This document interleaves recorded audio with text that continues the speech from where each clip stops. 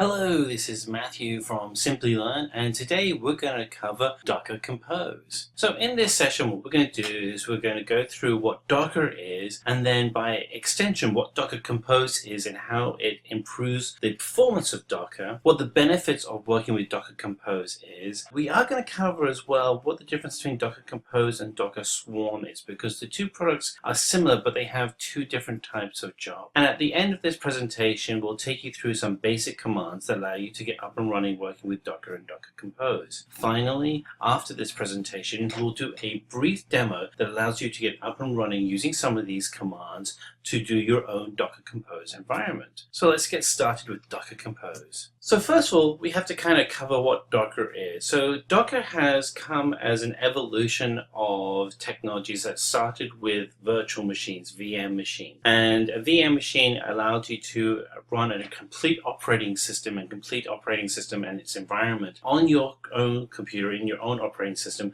without it interfering. The problem is that it was very heavy and complex, and in contrast, Docker is a much more lightweight and more flexible environment that you can automate with scripts. So we have to remember that the container itself is just software, and it has dependencies that run within that application that are managed by Docker. So if we have a look at the way Docker is broken out, first of all, we have the Docker image, and we have the Docker image created by a Docker file. And the Docker file is a text-based script. And that text file within Docker file actually has all the commands that allow you to run the appropriate technologies within the Docker image. So the Docker image allows you to be able to have a wide group of people consistently run the same environment. And if you want to be able to share that Docker image effectively, you would do so by uploading to Docker Hub. And Docker Hub can be available either publicly through the public Docker Hub website, or you can actually set up your own private enterprise Docker Hub to share your own images across your own network. And then from Docker Hub, people can then pull their own Docker image and build new containers that are consistent on the original Docker container that you created. So it's a great way of being able to have your entire team scale up easily and effectively. So one of the questions that will come up though is, what if you want to use two containers in a single service? And an example of this might be like a web server that is using a database, but the database may be in one container and the web server may be in another container, which is very typical for your own web and database infrastructure. So very similar scenario, but how would you do this with Docker? So by using just Docker itself, it's actually very difficult to do this. You can do it, but it's just very time consuming and just not a very good use of your productivity. But with Docker Compose, you can actually do the whole process quite quickly and easily, and hence the reason why we have Docker Compose, to allow you to have two or more Docker containers running in the same environment, being able to communicate as if they were running in a production environment. So let's dig into what Docker Compose is. So let's consider a scenario that you'd have today. So Myntra is a fashion website similar to Amazon, and you would go to Myntra with your web browser, and on that website you would go through a number of activities such as logging into your account, browsing a catalog, you'd have your checkout application server, and you go through the typical process of building out an application. Behind each of these services are different products, such as you'd have an account database, you'd have a product database, different checkout processes, and these would all be run behind the scenes. And each of these can be considered a microservice. So the more microservices you build into your environment, the more complexity you're adding, and the more of value it would be to have each of these services in their own container. But as a developer, you want to be able to jump from one container to another container, so your login account can then be passed on to your product catalog and then be able to move through the whole process. So the environment that you would see today would be more like what we're showing right now, where you'd have your server and your database, and you may have a server running on Apache Tomcat or SQL Server. You'd have different databases, and you'd want to be able to have each of those in their own containerized environment. So the way that Docker Compose runs is that it works as a single service. So you have the Docker Compose running multiple containers, but the perception is of a single service running. The thing that's great point though is that each of those containers will run in isolation, but they can interact with each other. So unlike a normal Docker environment where you have multiple Docker images running completely in isolation of each other, these are images that will run in isolation but can interact with each other. The Docker Compose files are very easy to write. They're all written with a scripting language called YAML, and YAML is an XML-based language. It actually stands for yet another markup language, but it's an XML-based language and it's very easy to use. The great thing about learning YAML is that a lot of open source tools in the DevOps environment use YAML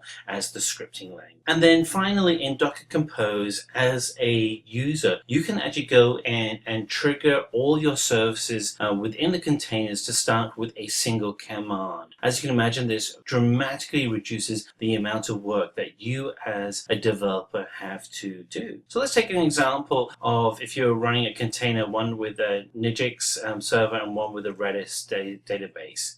You can create a YAML Docker Compose file that actually has the instructions on the containers needed to build out both environments. And then you can run each of those environments separately, but have them connected as a single service. So the benefits of Docker Compose is that you have a single host deployment environment. You can run this all on one piece of hardware. You can have a quick and easy configuration using YAML scripts. The productivity that you get as a developer significantly increases because you're not having to have time wasted trying to configure just traditional Docker containers by themselves. You now have a way of being able to interact with those containers. And then finally, security is at the center of all of these containers. So each of those containers are completely isolated from each other, and they are controlled with the same level of security that you'd have with a traditional Docker image. But there is a question here around Docker Compose. Isn't it similar in concept to Docker Swarm? Because at a high level, it kind of seems like both do the same thing. And the answer is, well, actually, no, they're different. There are similarities, but there are also differences. And particularly for a developer, these differences will really start coming out in scale as you start working on your solutions. So let's look at Docker Compose. So Docker Compose will allow you to create multiple containers on a single host. And that's the important part,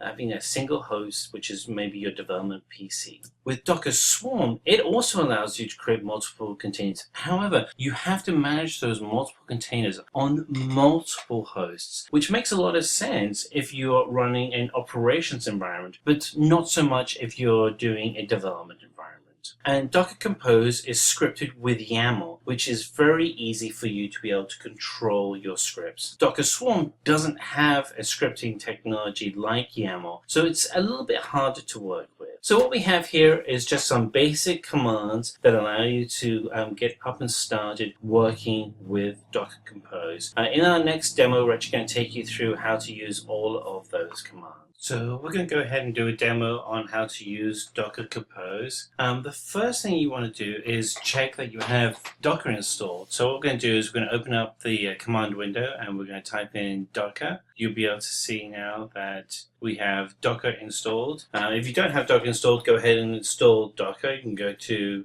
Google search to install Docker and they'll give you the instructions for that. We also have videos that we've already done. If once you have Docker installed, then you want to do a Google search on Docker Compose or go to the docker.com website and select for the Compose section and look for the install Docker Compose instructions. So we already have another tab which has the instructions already installed. You'll see on the left hand side there are a number of Docker tools. You want to expand the Docker Compose section, select install Compose, and then on the right hand side you'll have different install options for Mac, Windows and Linux. If you're installing on those platforms, make sure that you're copying the correct command lines. There's a couple of command lines you want to copy. Copy the first one over and we paste that in, and it's going to go ahead and download all of the files for Compose. It takes a while, but we have to get another file, so while it's downloading we'll go get the other command line. Just go back and grab it real quick. That was a little fast there, but we'll copy that over. There was a second command instruction and post that command. Yep, there's the command right there. And that will apply the appropriate binary. And once you've done that, you can actually go ahead and validate that you have the correct version of Docker Compose installed. And for that, you want to write the command docker-compose space -- version. And that will then give you a version build. Once you know that you have a version build, that means that you have everything installed correctly on your machine. So you can see here that we have a version number, which means we have everything installed. You might see a different version number depending on how old the video is when you're watching it, but we're using very content at the moment. And just go ahead and clear the screen. And now what we're going to do is create a folder where we're actually going to install the YAML file that will have the instructions for our Docker Compose environment. So we're moving the cursor to the desktop, and on the desktop we're going to create a new folder and using the mkdir command, and we'll call this one Docker Compose F for file, and then we'll move the cursor into that new folder by using cd command. And now we are in the folder called Docker Compose F, and you can go look at your desktop and you'll see it's there. And now you want to select #touch docker-compose.yml, and that will actually create the new YAML file for you. And you can use the ls list command, ls docker-compose.yaml, and that'll allow you actually now to step in and edit that file. So let's go ahead and hit return, and that'll allow us to go in and edit the file. So now I'm in the editor and I'm going to write some instructions. So I'm going to put a couple of mistakes in these instructions so we can see how Docker Compose catches those mistakes. But most of this is going to be fairly correct, so you can just type this out. So we're going to start with services : then we'll do web : and then we'll create image : and we'll do Nginx, and then we'll do a database : and we'll call the image Redis. And so what you can see, because we have two reference images, we're actually calling two different images, two different containers that will be created by Docker Hub. So what we're going to do is where we can actually show you how that's pulling in. You can go to Docker Hub and you can actually see the references to the images that we've just created. So go to Docker Hub, which is hub.docker.com, and you'll see that Nginx, Redis, those are the default names for the images. So you could do other images like HTTP for Apache web server if you wanted to. There are a lot of images in Docker Hub, so certainly have a lot of fun building tools from that environment. So we're going to save those files in the Docker image, and we're just going to do :WQ to exit this screen. Save the text. Let's go and run our YAML file, and you'll see the two different error messages that will come up. So we're going to do cat docker-compose.yml, and here we have a display of the text that we just wrote. And now let's go check the validity of the file that we just created. So we'll do docker-compose config, and we should get an error message. And there we are, error message. And the reason why we have an error message is because the spacing is not correct in the YAML file itself. So let's go to the actual YAML file that we created. Let's go through, and we're going to use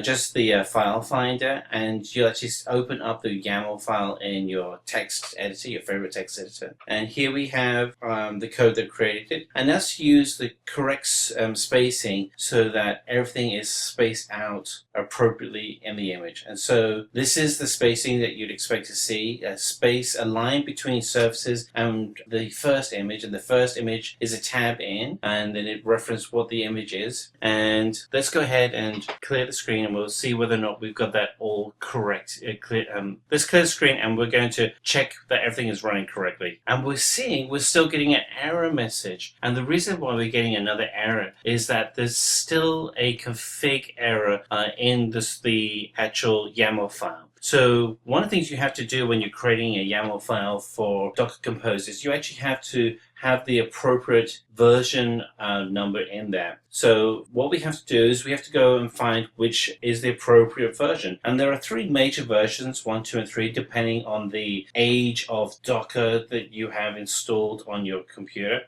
So if you have the very latest version of Docker, 18 and newer, you would put 3.7 as the version number. And what we're going to do is we're going to just check on the version that we have installed. And so just clear the screen, and then we'll just do Docker version. And what we have is our version of Docker is 17.12. Now this is the version of Docker, not Docker Compose. It's your main Docker environment. And so if we go back to our web browser, we'll actually see that version 17 should align with version number 3.5. Yep, there we are, version 3.5. So what we want to do is go back into our YAML file. The very first line that we want to put in above the services is the version number. And that version number we're going to put in is 3.5. So we type in version, and we put colon, and then version number is in quotes, and you save that. And now what we can actually do is we can actually go ahead and use the single line instruction to run both of these two images that we've created, because everything is configured correctly. But with just one note, you'll see that the version number is actually at the bottom of the list, and that's just the way that Docker Compose works. It pulls out the services and the images that you'd create, and then puts the version number at the bottom of the list. So in the presentation, we talked about how you can use one line to trigger two or more images. And so to do that, we're going to do sudo docker-compose -d. And it's going to create the two environments. We have the web environment and the database environment. And let's use sudo docker ps to actually list out all the processes that are running right now. And there we are. We actually see all of the images that are running. We have the names, the commands, the images, and everything's up and running. And if we want to close both of those images, we can actually use a single line of command as well. And that command will be sudo docker-compose down. And that closes both of the images. And we can see that all the databases and the web services images have been closed, and sudo docker ps will actually list that there is nothing running. And that's how to use Docker Compose. And that's the end of our presentation. If you have any questions, please post your questions in the comments below. We always like to hear your questions. We'll answer all the ones that we see. If you like the videos and you want to see more, hit the subscribe button. If you want to then, after you've hit the subscribe button, hit the bell, you'll then be notified as we upload videos, because we do multiple videos every single week. Hi there, if you like this video, subscribe to the Simplilearn YouTube channel and click here to watch similar videos. To nerd up and get certified, click here.